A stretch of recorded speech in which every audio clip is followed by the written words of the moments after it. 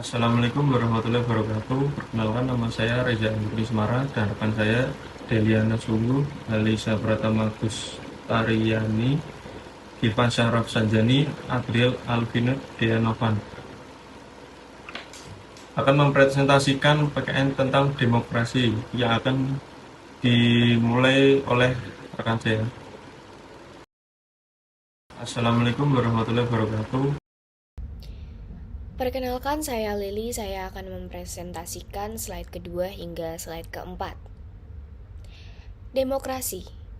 Demokrasi adalah sebuah bentuk kekuasaan atau dalam bahasa lain disebut dengan kratein oleh dan untuk rakyat, atau dalam bahasa lain rakyat itu adalah demos, yang artinya negara yang diselenggarakan berdasarkan kehendak dan kemauan rakyat.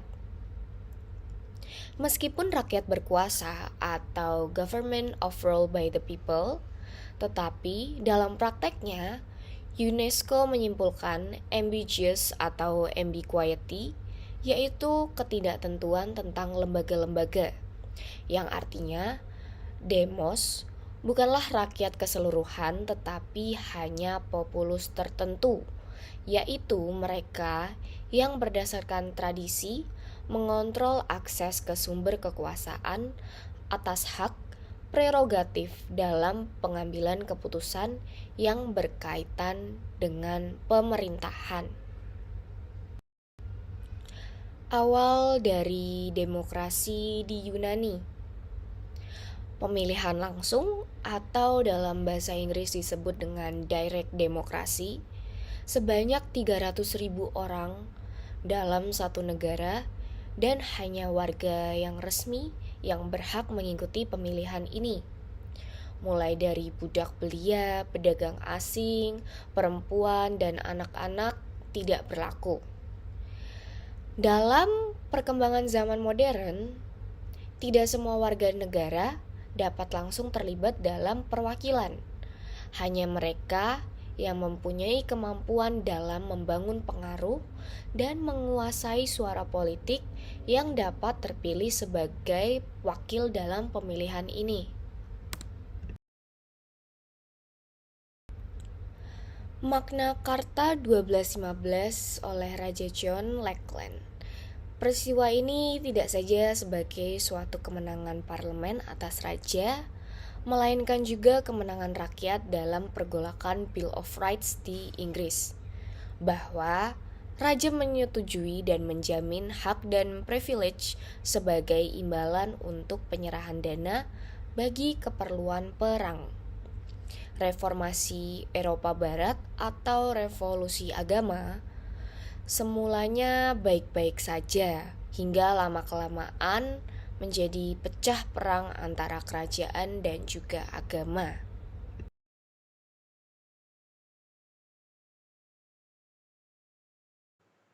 Perkenalkan, nama saya Gifan Syaraf Sanjani. Di sini saya akan menjelaskan tentang sejarah dan konsep demokrasi serta ciri-ciri demokrasi. Demokrasi telah ada sejak zaman kuno di Yunani. Ini adalah sistem pemerintahan di mana kekuasaan atau kekuasaan berada di tangan rakyat. Nilai-nilai demokrasi termasuk partisipasi politik, kebebasan berbicara, dan hak-hak asasi manusia atau HAM. Demokrasi memiliki akar sejarah yang panjang dan beragam, melibatkan konsep dan praktik pemerintahan oleh rakyat. Demokrasi terus berkembang seiring waktu, dan konsep dan praktiknya terus berubah, serta beradaptasi dengan dinamika masyarakat dan perubahan global. Meskipun demokrasi memiliki akar sejarahnya, implementasinya dapat berbeda-beda di berbagai negara.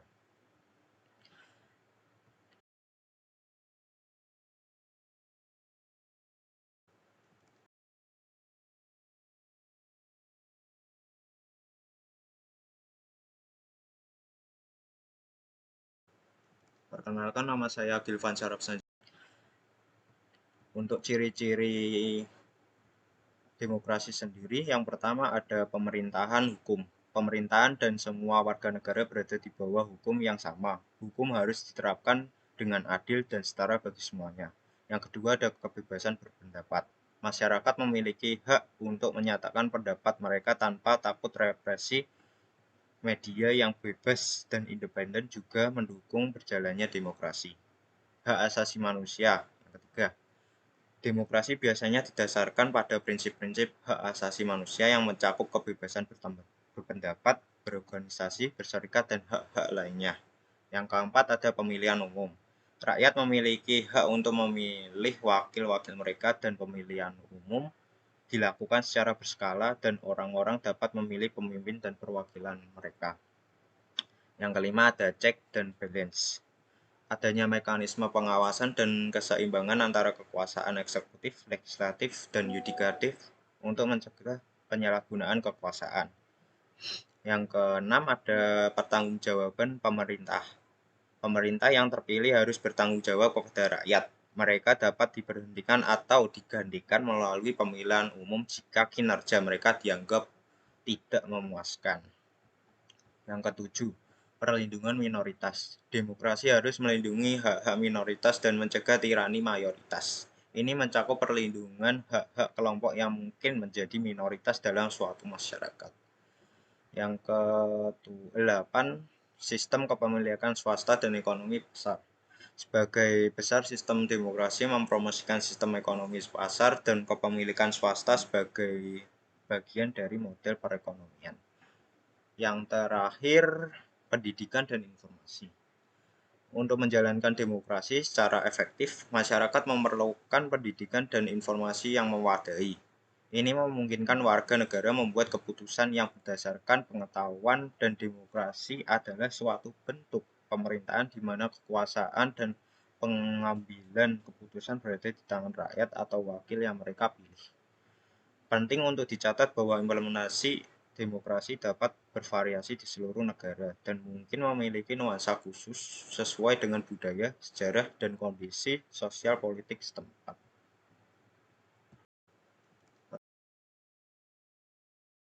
Perkenalkan, nama saya Reza Amroni Semara. Saya ingin mempresentasikan PKN tentang demokrasi. Kali ini saya akan menjelaskan 3 pilar demokrasi. Yang pertama, pemerintah yang efektif. Pilar pertama adalah pemerintah yang baik dan efektif, yang bertanggung jawab kepada rakyat. 2. Hak asasi dan kebebasan. Pilar kedua adalah hak asasi manusia dan kebebasan individual yang dijamin oleh hukum. Ketiga, masyarakat partisipatif. Pilar ketiga adalah partisipasi aktif rakyat dalam proses pengambilan keputusan. Perkenalkan, nama saya Reza. Kenalkan, saya Halisa. Saya yang akan melanjutkan presentasi. Demokrasi di Indonesia. Yang pertama, kemerdekaan. Indonesia meraih kemerdekaan pada 17 Agustus 1945 dan menerapkan sistem demokrasi secara bertahap. Yang kedua, reformasi. Pada tahun 1998, Indonesia mengalami reformasi politik yang mengubah banyak aspek sistem demokrasinya. Yang ketiga, konsolidasi. Saat ini, Indonesia terus berusaha mengkonsolidasikan sistem demokrasinya dan memperkuat lembaga-lembaga demokratisnya. Hambatan dalam menerapkan demokrasi. Kurangnya pendidikan politik. Salah satu hambatan utama adalah kurangnya pemahaman tentang demokrasi dan partisipasi politik di kalangan masyarakat. Yang kedua, korupsi dan nepotisme. Masalah korupsi dan nepotisme dapat menghambat perkembangan demokrasi. Yang ketiga, ketidaksetaraan sosial. Ketimpangan sosial dan ekonomi dapat mempengaruhi akses masyarakat terhadap demokrasi. Partisipasi masyarakat dalam demokrasi. Partisipasi aktif masyarakat merupakan inti dari demokrasi yang sehat. Dengan memberikan suara, terlibat dalam organisasi politik, dan berkontribusi dalam pengambilan keputusan, setiap warga negara dapat memperkuat demokrasi. Partisipasi ini dapat melibatkan berbagai bentuk, dan meningkatkan keterlibatan masyarakat dapat memperkuat dasar demokrasi. Ini memastikan bahwa keputusan politik mencerminkan aspirasi dan kebutuhan sebagian besar masyarakat, serta menciptakan rasa kepemilikan dan tanggung jawab di antara warga negara. Selanjutnya, pentingnya pendidikan demokrasi. Generasi yang sadar politik. Pendidikan demokrasi meningkatkan kesadaran politik dan pemahaman akan nilai-nilai demokrasi pada generasi muda. Kedua, masyarakat yang partisipatif. Lebih banyak pendidikan demokrasi berarti lebih banyak warga aktif yang terlibat dalam proses demokrasi, seperti pemilihan umum. Yang ketiga, toleransi dan keharmonisan.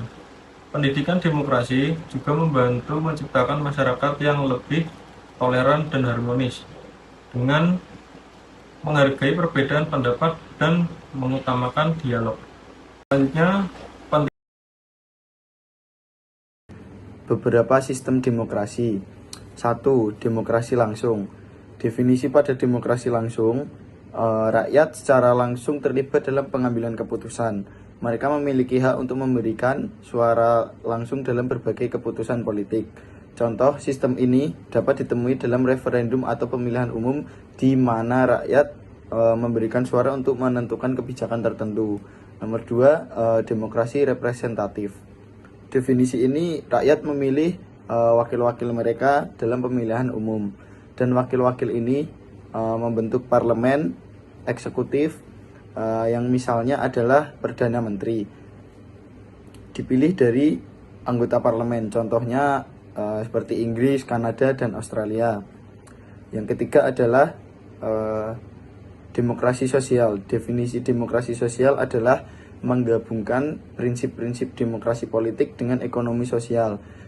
Ini menekankan pada distribusi kekayaan yang lebih merata dan perlindungan hak-hak sosial. Contoh Swedia, Denmark, Norwegia.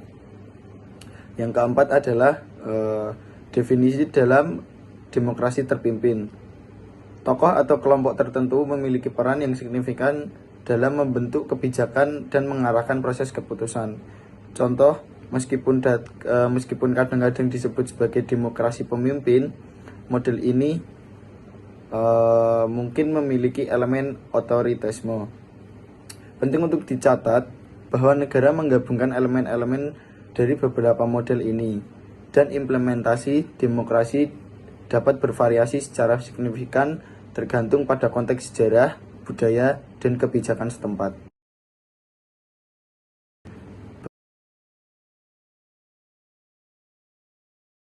Contoh sikap demokrasi. Sikap demokrasi mencakup nilai-nilai, sikap, dan perilaku yang sesuai dengan prinsip demokrasi. Memiliki sikap-sikap ini membantu menciptakan lingkungan yang mendukung dan memperkuat prinsip-prinsip demokrasi dalam masyarakat. Perilaku dan sikap individu berkontribusi pada kesehatan demokrasi dan pembangunan masyarakat inklusif. Partisipasi aktif terlibat dalam proses politik seperti pemilihan umum, diskusi publik, dan organisasi rakyat sipil untuk memastikan suara mereka didengar. Kehormatan pada aturan hukum, mematuhi aturan hukum yang yakin pada keadilan yang setara di hadapan hukum. Transparansi dan akuntabilitas, mendukung transparansi dalam pemerintahan dan mendorong akuntabilitas terhadap para pemimpin dan lembaga. Selanjutnya adalah pentingnya pendidikan politik, menilai pentingnya pengetahuan politik dan pendidikan untuk membuat keputusan yang informasional dan dalam proses demokrasi. Hormat pada prosedur dan mekanisme pengambilan keputusan, memahami dan menghormati prosedur demokratis dalam pengambilan keputusan, termasuk mekanisme check atau balance. Kritik yang konstruktif, memberikan kritik terhadap kebijakan atau tindakan pemerintah secara konstruktif dengan tujuan memperbaiki proses atau hasilnya.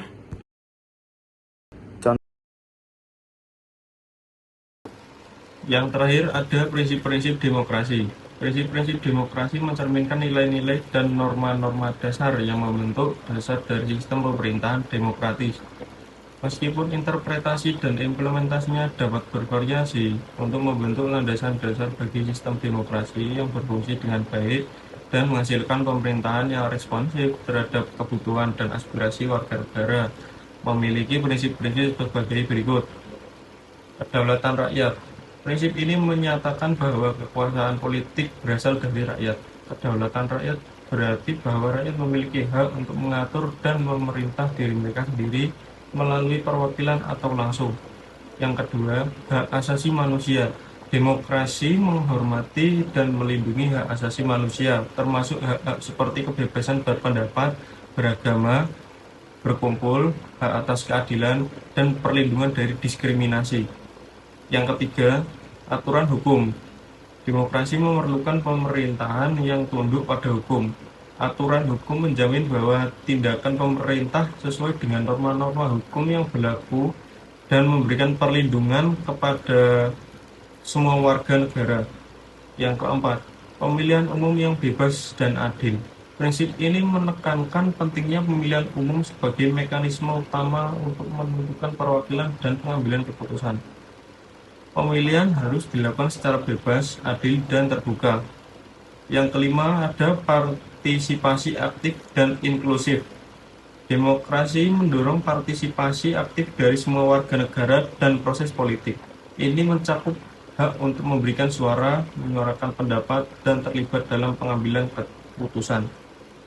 Yang terakhir ada pembagian kekuasaan, checks and balance. Untuk mencegah penyalahgunaan kekuasaan, demokrasi melibatkan pembagian kekuasaan antara cabang-cabang pemerintahan seperti eksekutif, legislatif, dan yudikatif dengan mekanisme pengawasan dan keseimbangan. Sekian presentasi dari kelompok kami. Mohon maaf jika ada kesalahan kata. Assalamualaikum warahmatullahi wabarakatuh.